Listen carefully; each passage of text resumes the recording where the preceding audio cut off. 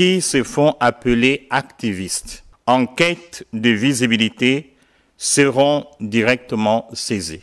Depuis la lecture de ce communiqué, c'est la débandade totale dans le camp des activistes arrivistes, affairistes, égoïstes, chassés pour la plupart de leur maison de fortune qu'ils occupent en Occident comme des femmes infidèles.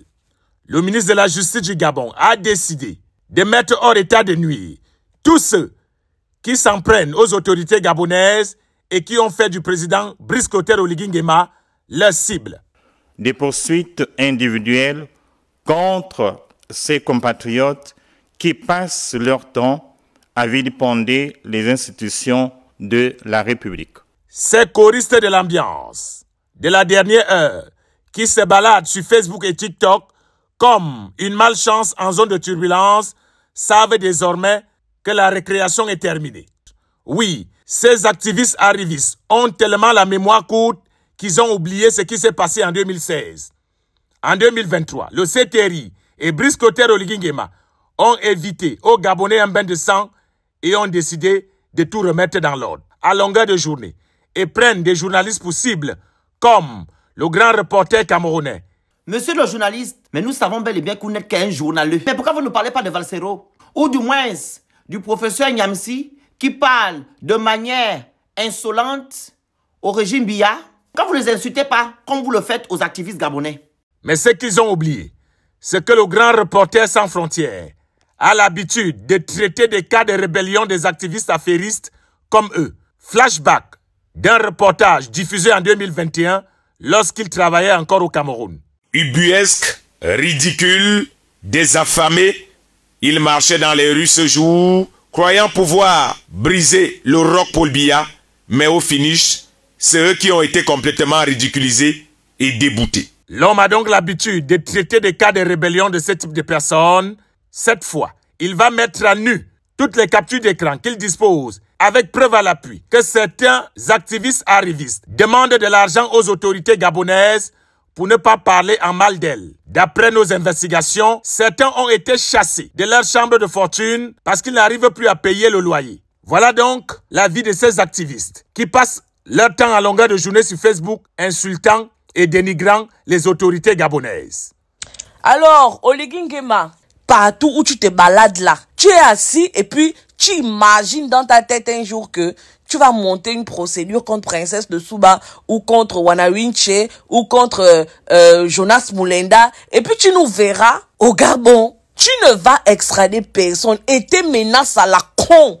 Le président de la transition, qui a tout fait dès son arrivée. Mes services de renseignement m'ont fait le point de la situation des Gabonais à Dubaï. Qu'est-ce qu'ils font? J'ai entendu les mots de tout genre. C'est des voleurs, c'est des escrocs, c'est des braqueurs.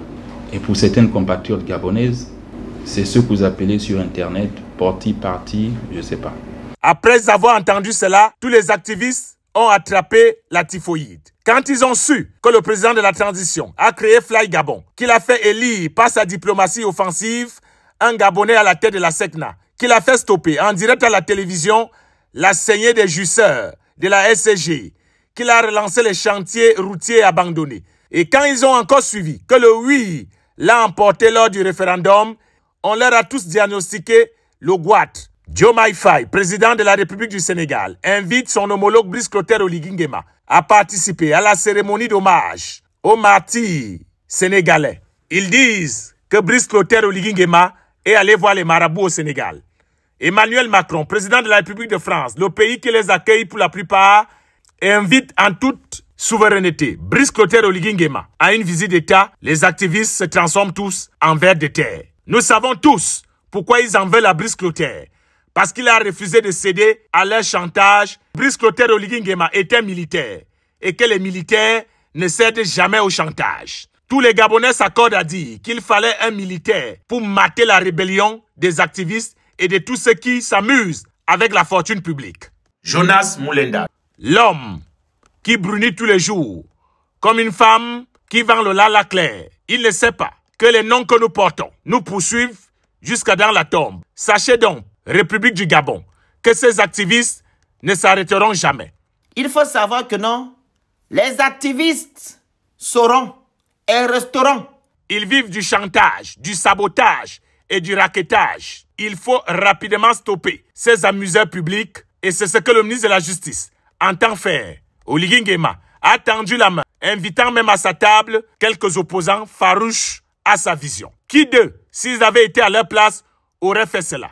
Sachant donc sauver la République de quelques activistes affairistes égoïstes qui veulent la mettre à feu et à sang. Même la Bible, qu'ils lisent tous les jours et nous la présente sur TikTok, recommande de respecter tous ceux et celles qui sont élevés en dignité et en autorité devant nous. Abimté pour le moment.